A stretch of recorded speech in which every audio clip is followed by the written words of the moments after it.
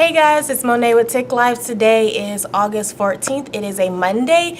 I'm just coming quickly to just tell you guys a little bit about what's going on inside of my classroom on the second week. So last week we did a lot of rituals and routines. We did a lot of icebreakers, get to know me type of things. We also started putting together our portfolio. So inside of their portfolio, they have their Unit 1 SMART goal, along with tracking for their spelling and tracking for sight word, because some of them are a little lower where we need to really work on building vocabulary and fluency. So also, let's see, today the district had their pre-test, so I administered the selected responses.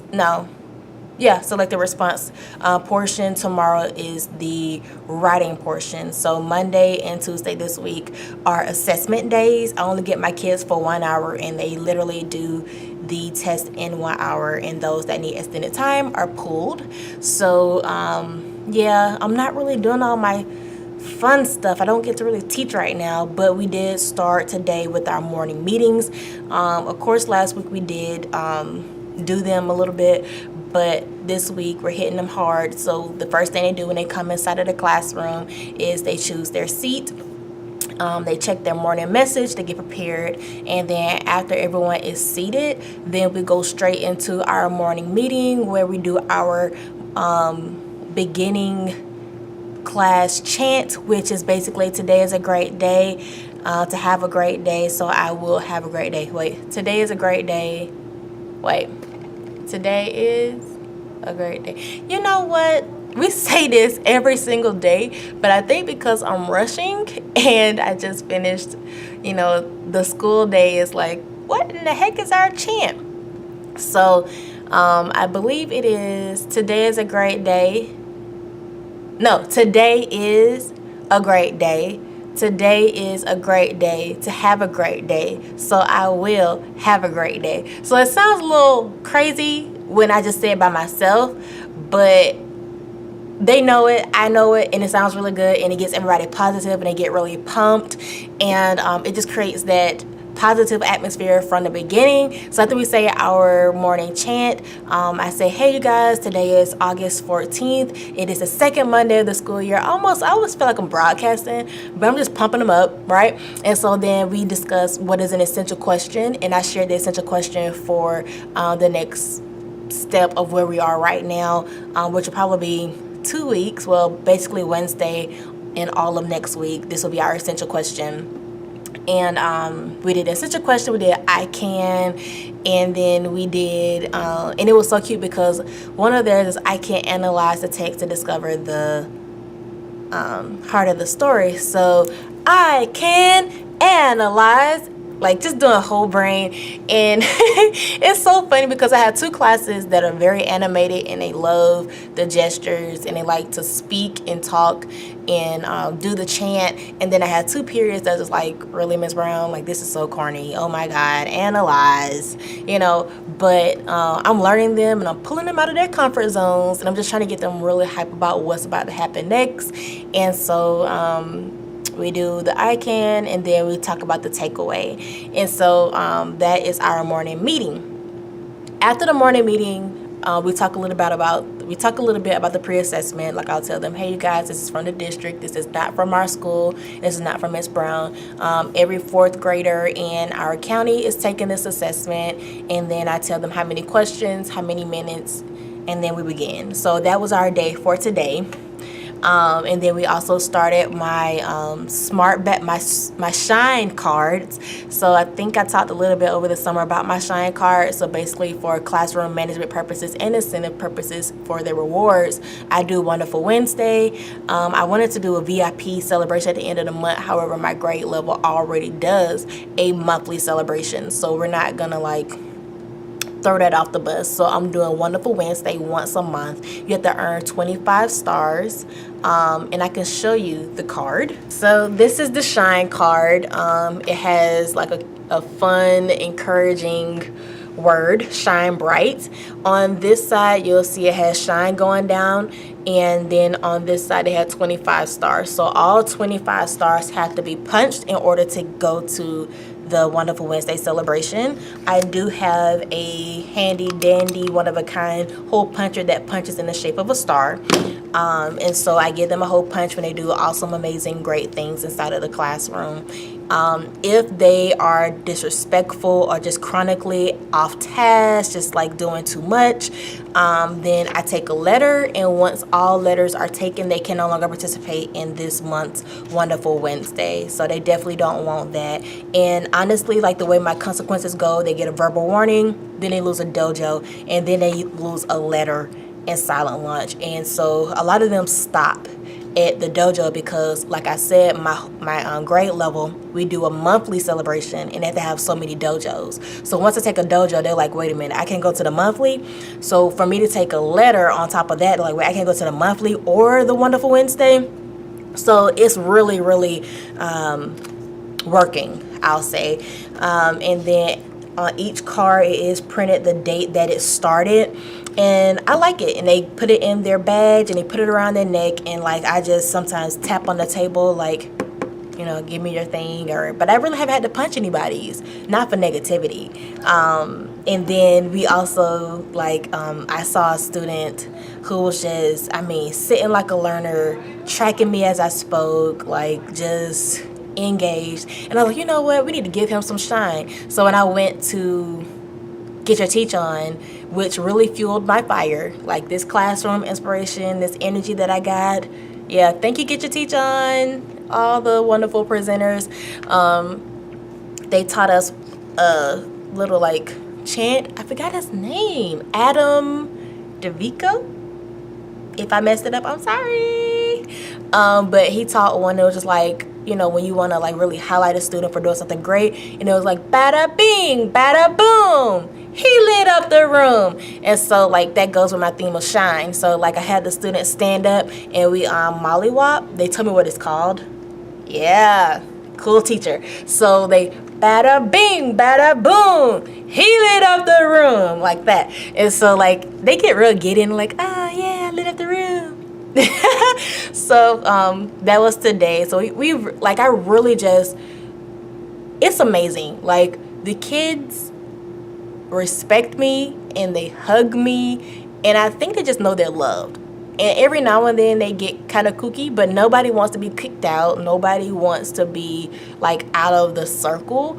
And so I just want to encourage you guys, like, build a community, because it pays off. Like, I'm not yelling, I don't threaten them, like all of that extra stress is like gone. And I'm not saying like I have excellent kids, because I don't, by far. Like I don't. I see how they act with other people in the building, and I'm like, but why you act like that with her but you don't with me? And I already know what the answer is, but I'm trying to get them to realize if you can respect me, you can respect another adult.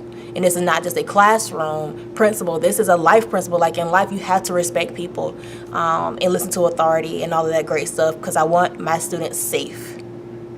Don't do this in the street, and don't act crazy in the street. They shoot first. And I'm not editing that out, because it's the truth. They have to learn it here, because if they don't, then bad things can happen if we just continue to let them think that it's okay or it's acceptable. And it's not. So I get off of that rant, right?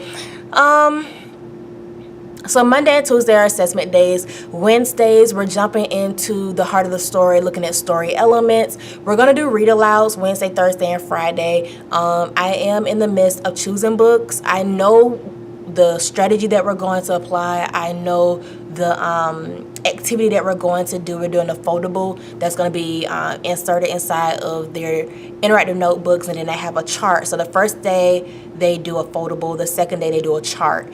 And so that same foldable and chart will be used independently next week. Because my students are on the lower side, and I've seen how they work independently, and I've seen the pace that they work independently, and I see the need that they have independently. I just thought it would be best to start in whole group with a read aloud, because I do have some that struggle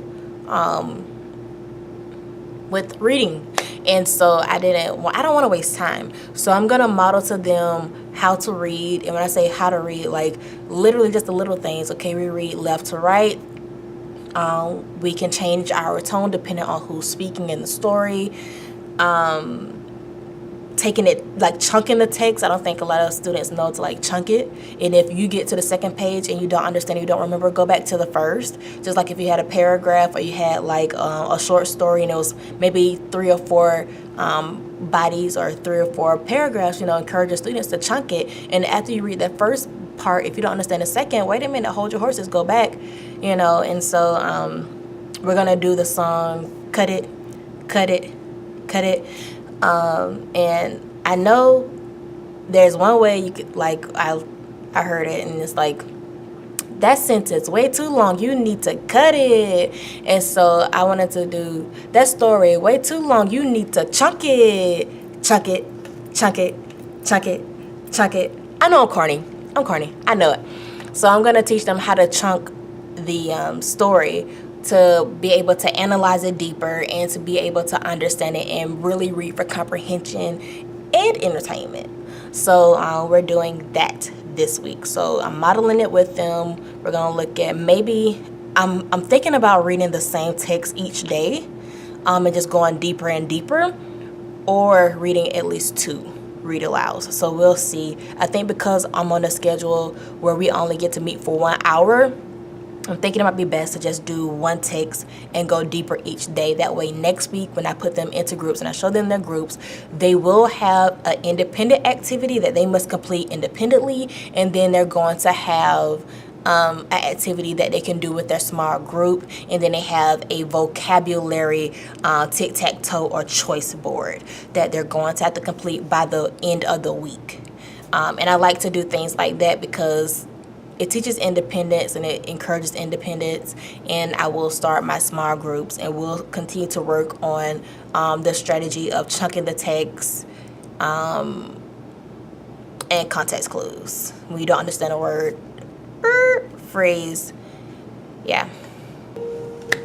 Hey guys, it's Monet. Today is Tuesday, August the 15th.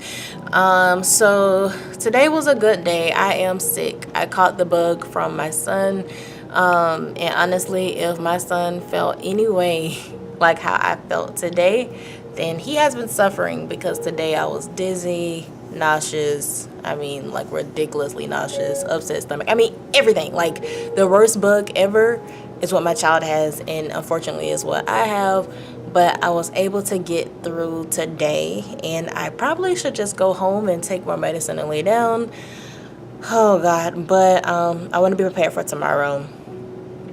And so what I have to do on my back wall over here under the shine, I'm getting ready to post up a display for our unit. So the title of our unit 1 is The Heart of the Story, and I explained to them yesterday that the heart of the story is basically the things that every type of story has in common. So that's your plot, that's your characters, your setting, problem, solution. And so what I'm going to do is I'm going to have a gigantic heart in the middle, and then I'm going to have strings connecting it to plot, and then a description of what it, or definition of what it is. And so we're going to like discuss that in the morning, and then we're going to transition into our read aloud, which will be The Talking Eggs. I read this book every year. I do. I read it with my 6th graders last year, especially when we got into figurative language and quotations. And dialogue, because there's a lot of dialogue in here. Anywho, so this is an all-around great book for any grade level. It has awesome pictures, awesome story. It's good for, I think, 2nd grade, when you all talk about different spins on types of stories. So like you have Cinderella, and you could do The Talking Egg, and then there's a Chinese version of Cinderella. And I think like you look at the same type of story but from different cultures. I think that's a standard for you guys. So again, The Talking Egg is really good for that, because it's like a flip on Cinderella. But The Talking Egg is awesome. I can't wait to read it. And so what they're going to do, we're going to start with looking at that big display where we talk about the heart, and I just kind of gauge, well, I don't have to gauge it anymore, because honestly I kind of have a feel for who knows what and who understands what. We do have a foldable activity. This is my in-writing notebook for reading, And so what I like to do is I keep this in the classroom so they know, like, if they miss school, they can always go to this and see what activity they missed. So the first activity inside of their reading will actually be this one. It's a foldable. On the front of the foldable, they write the title, the author, and the genre. And then when you open up this side, you have character, setting, and theme. In the middle, you have the plot, which are the events, and I have BME for beginning, middle, and end. And then the bottom tabs are conflict and solution. So just to kind of look at it outside of the box, they get one of these. I already have it written on there for this first period because they're my bigger group, but I didn't want to spend a lot of time with them writing it in, so I wrote it in for them. And you just cut the tabs, and basically what I did was I stapled it inside because sometimes the glue wears off, and I get tired of finding pieces and stuff of the interactive notebook. And then at the top of the page, they write the date, and then they can write the standard that it addresses on the right side. So date on the left, standard on the right, the activity is in the middle. And so again, remember, this week is going to be my whole group instruction, so we're doing a lot of things together, so that way next week when they get their independent and small group activity, they'll be able to open up the interactive notebook and look and see how they did it whole group before with a different type of text. And so yeah, that's tomorrow. So what I'm about to do now is get that display going, and then also I'm going to run a very, very long piece of yarn from wall to wall. So I will have like a rope per se to attach my anchor charts, because I really don't, I have a lot of wall space, but my walls are kind of designated for certain things, and so I wanted a place to put my anchor charts, and I thought that'd be the best way to do it. So again, I'm gonna take a very, very, very, very long piece of yarn. Sorry, my head is like, ugh. And I'm going from wall to wall, and that'll be for hanging anchor charts. We did the respect anchor charts last week, and I want to go ahead and put them up, so I'll run them on that. And the other thing that I have to do, I'm going to start it today, but I'm not going to finish because I am going to go home, guys. I'm going to start putting everything inside of my close reading kits. We're going to start my detective unit, or my detective themed thing next week. So I want to get their kits together. I have all the pieces to it. I have my magnifying glass, I have my agent badges, I have my top secret pencils, I have everything.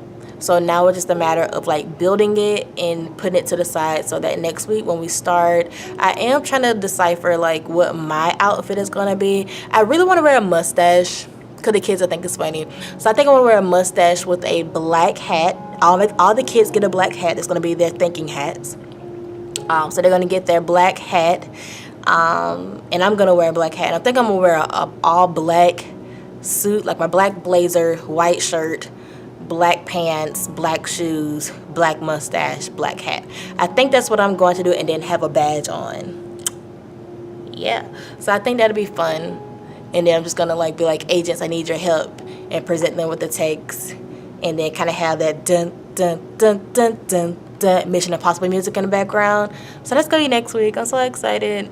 So I got to get the kits together, so I'll be working on that, and hopefully have everything ready to go before Friday. Not on Friday, but before Friday. And let me tell you guys, so our printer, at my school, the only person that can print is your secretary in the front office, and I'm not used to that. I'm used to like being able to get myself together, get my copies together, and then run them after school. So that's another reason why I say I'm gonna have everything together by Friday, because I can't personally make my copies of anything I need. She does all of that. So yeah, you definitely have to be a step ahead of the game, or you won't have your copies. So all right, you guys can watch me put together this board.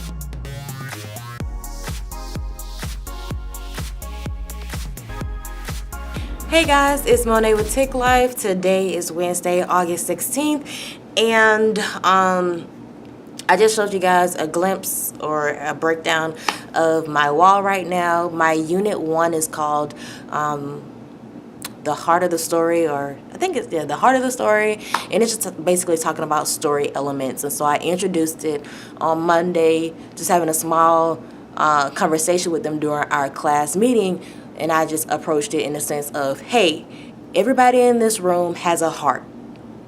But the thing is, my heart may be bigger than your heart, or my heartbeat may be faster than yours. And but at the end of the day, that's the common factor that we have. And so then I went and put it into book terms. Well, every story has a heart, and it's up to us to analyze the text to find the heart. So yes, every story has a character. Well, I asked them, I said, so what are some things that stories have in common? I'm sorry, I'm tired, gotta go to Bible study. So I asked them, what were some things that books have in common? And so of course they raised their hand and like, well, every story has a character, and every story has a beginning, and every story has this and that and the fourth. And I was like, yes. So those are the pieces of the heart, and when they come together, we have an awesome story. I said, now what would a story be if we didn't have a problem? And the kid was like, it'll be boring. I said, exactly. So it's very important and it's very key to the text that everything be represented. And so we started that today. The text that I chose to do my whole group with is The Talking Egg, and they absolutely loved it. I mean, you cannot go wrong with The Talking Egg. And I explained to them, Ms. Brown has read this book over and over again. I read it to my 6th graders, I read it with my 5th graders, I read it with my 3rd graders, and now I'm reading it with you. And every single time I laugh and I'm excited. I also pointed out that, like, this is how I want you guys to read. And I was like, well, what did you notice while I was reading? And so we pointed out that I was focused. We pointed out that I took my time. And we also noticed that I changed my tone and my voice. And so that is what helped me to enjoy the book and continue to read it instead of flipping through pages and, you know, reading in monotone, falling asleep. So all the things that we don't want to do. So we kind of hit on what does it look to be a good reader and what does it look like to be a bad reader. So we did all of that in the whole group, and that's really why I like to start like that, because it gives me the opportunity to kind of knock out some behaviors and some questions that I might get if I just threw kids into independent reading. So I liked doing the whole group, and they loved the story. So today was the first read, and we talked about the first read, the second read, and the third read. So today was the first read where we're reading just to get the information of the text. Tomorrow we're actually going to start dissecting it, and that's what we're going to do, the foldable, because we did not have time today. This week we're doing map assessments, which is like an assessment on a computer. They have to do it in the beginning, in the middle, and the end of the year, and it's to monitor growth. So because they have map testing all this week, I only see my kids for 1 hour a day. I know, crazy. But so today we just kind of hit on what the heart of the story is. I gave them gestures. I do like whole brain teaching, and so like, you know, they know that this is character, you know, this is setting, this is theme, this is plot, this is problem, and this is solution. So with those gestures, I know they understand the terminology and the definition of the terminology. And so now tomorrow is going to be where we're actually looking for those things and identifying them together. So next week when we start our detective unit, or our detective theme unit, where they do it themselves, I know they'll have what they need to do it successfully. So I'm actually putting that together, and I already did my own. I explained the other day that, like, I put it in mine first, and then I'm able to show them if they're ever missing or they don't understand, that we can look at it in my book. So the first activity will be their foldable, which we're doing tomorrow. And then next week, this is the first page, and it talks about story elements, and I have the I can statements, and then a picture of a detective. And then the next one will be the one where they lift up the vocabulary word and they have the definition of each element. And then the next one is a story report based on the story that they're given. So that's where my differentiation comes in. I've already gotten an idea of their reading level, and I've selected small stories that they're going to analyze for the week. But mind you, I only see my students 3 days a week. So when I say they're going to look at it for a week, they only have 3 days to get it done. So yeah, I'm excited. I'm still putting it together because I want to make like a checklist, because by Friday every activity should be done. And I'm also going to start rotations where I start doing my teacher-led centers. So yeah, that's what I did today, which sounds like a lot, but it really wasn't. I also put up my banners. Well, not my banners, but my anchor charts. They're right there. I'm using a piece of yarn, and it goes from wall to wall. And so as we do things, that way I don't continue to put stuff on my walls, because I talked about it in the other video that like I have selected stuff that's going to be up year round. And so I just decided for my anchor charts it'll be neater, because at the end of the day, your anchor charts change as your focus for each unit or standard changes. So I don't want to keep putting up and pulling down. So this way I could put them on a hanger, or I can fold them up and I can store them for the next year. So I'll put them on the string, and then once the unit is over and we have more anchor charts, I pull them down. So this is just a little checkup. Hope you guys really enjoyed Wednesday. I'll see you guys Thursday and Friday. So peace. Hey guys, today is Thursday, August 17th. I am at the school. I'm about to leave to go pick up my son. But before I left, I wanted to get all of my copies ready to be submitted to the secretary. I'm going to leave them on the copy station in the front office tonight. So in the morning when she comes in, she'll see everything I need for next week. So I have already planned my activities, my lessons for Monday. As I said in the other video, we're going to start my detective theme unit or whatever. I'm not sure what to call it, but that's what it is. But so what that means is every mini lesson that I do, we're going to investigate a text together. They're going to get their hat, their badge, their close reading kit, and then during independent and rotating, it's hard to explain. Okay, so they have independent work that they must complete by Friday, but they also have the opportunity to collaborate with others that are on the same level as them. So what I have done is each student took a baseline spelling test. From there, I gauged their vocabulary, and I also gauged what reading grade they're on. I'm sorry, I'm tired. I know you guys are like, dang, this lady is like burnt out. No, I'm not burnt out, but my mind is just gone. So what I did was I grouped them according to grade level. So I have some people that are reading on first grade, second grade, third grade, fourth grade, fifth grade level. So I have composed spelling lists for each grade level using a wonderful website called superteacherworksheets.com. I used them last year and I loved them. And so I actually subscribed again this year. And so an example would be like this one.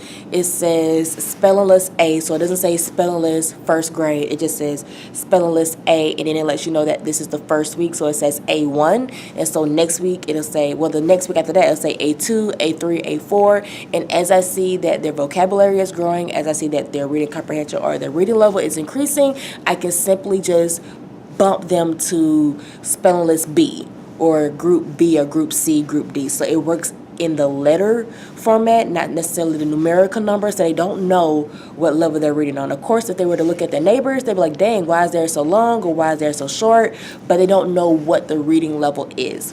So on the front, they have their spelling words, and then I also created a spelling word choice board. They have a text that they're going to be looking at. So this one is musical picnic. They also have questions, and I think it's about five to seven questions, which is really good. Because again, you don't have to ask 100 questions to figure out if they comprehend it. So they do their musical picnic. They do the comprehension, and then some, like for my lower ones, they do a word match. So they use the context clues. So they have to go back, like the instruction says, draw lines to match the words from the story with the meaning. So that's practicing context clues. You may not know what the word is, but depending on how it's used in the sentence, they should be able to match. So that's what that is. This is their independent. Now, what they're also going to do, this week we worked on that foldable. So that same foldable activity that we did with finding the elements of the story, they're going to complete that with their independent story. So every student again will have it according to their reading level, and they already know how to do the foldable because we did it together in class. So they will get another sheet where they'll complete it and insert it inside of their reading notebook. So like I said, I have those done. So that's in my copy folder. In regards to my detective unit, I went ahead and got those out. So I printed my code red tabs. They go inside of the kits. This is what the spelling choice board looks like. Okay. I made inference cards, so they're going to, at the end or by the end, they should have this card complete depending on their text. They read it and then they infer, and we're going to talk about inferencing next week. Another activity that everybody must do is they're going to write the definition up under the suitcase, and so it's like a cute activity. But they should know it. Like, they shouldn't have to use my wall. They should be able to know, because we talk about it and I drill it and I ask it every single day. I ask them at lunch, like, hey, what is this? And they're like, and they tell me. But anyway, they should know that. This is the story report. So along with the comprehension, well, actually, no. This is for my mini lesson. We're going to do this together. We're doing this together. So take that back. We're doing this one together. This one is independent. This one is together. This is for my lesson. And then this is for my lesson. This is the first tab of the detective unit. So story elements with the I can statements and the standards. Mini lesson. Yeah, so this is all next week. And I may have to make additional copies of the story report as I pull additional stories that we'll do together. But this is all I need. I got my homework. I got my independent. We're good to go. So I'm about to go pick up my son. I'm sorry I can't talk too much because, again, they're kicking me out because I always stay to the last minute. But, yeah, hope you guys enjoy. We'll talk more in depth tomorrow, which is Friday, when I can calm down, and give you guys a tour of my classroom. All right, love you. See you tomorrow.